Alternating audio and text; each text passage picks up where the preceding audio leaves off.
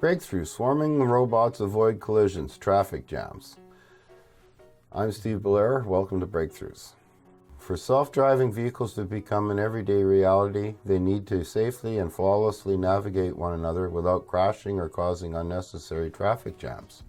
To help make this possible, Northwestern University researchers have developed the first decentralized algorithm with collision-free, deadlock-free guarantee. The researchers tested the algorithm in a simulation of 1,024 robots and on a swarm of 100 real robots in the laboratory.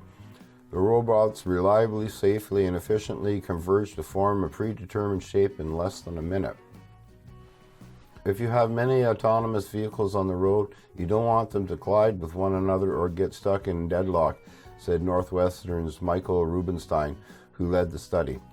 By understanding how to control our swarm robots to form shapes, we can understand how to control fleets of autonomous vehicles as they interact with each other. The paper will be published later this month in the journal IEEE Transactions on Robotics. The advantage of a swarm of small robots versus one large robot, or a swarm with one lead robot, is the lack of centralized control, which can quickly become a central point of failure. Rubenstein's decentralized algorithm acts as a failsafe. If the system is centralized and a robot stops working, then the entire system fails, Rubenstein said.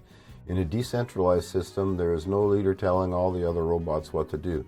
Each robot makes its own decisions. If one robot fails in a swarm, the swarm can still accomplish the task. Still, the robots need to coordinate in order to avoid collision and deadlock.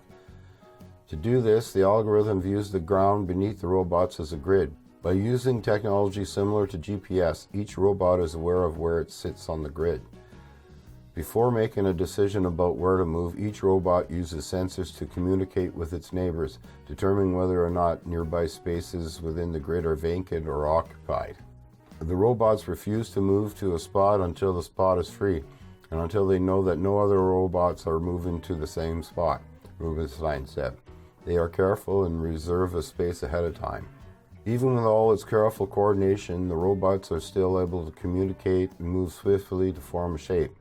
Rubenstein accomplishes this task by keeping their robots nearsighted. Each robot can only sense 3 or 4 of its closest neighbors, Rubenstein explained. They can't see across the whole swarm, which makes it easier to scale the system. The robots interact locally to make decisions without global information. In Rubenstein's swarm, for example, 100 robots can coordinate to form a shape within a minute.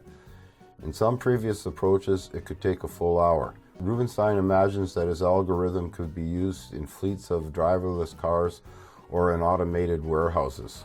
Large companies have warehouses with hundreds of robots doing tasks similar to what our robots do in the lab, he said. We need to make sure their robots don't collide, but do move as quickly as possible to reach the spot where they are eventually give an object to a human. Nice! I'll leave a link to the article in the description, and as usual, please like, share, subscribe, and take care.